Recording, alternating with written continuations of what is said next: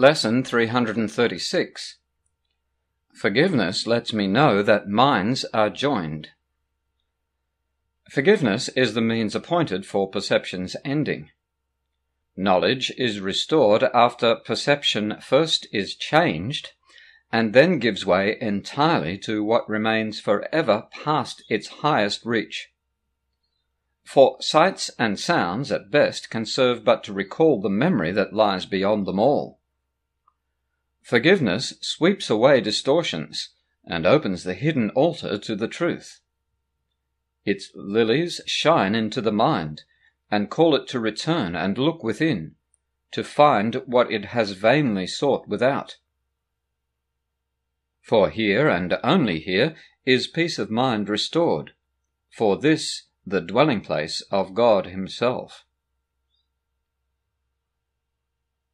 In quiet may forgiveness wipe away my dreams of separation and of sin. Then let me, Father, look within and find your promise of my sinlessness is kept. Your word remains unchanged within my mind. Your love is still abiding in my heart.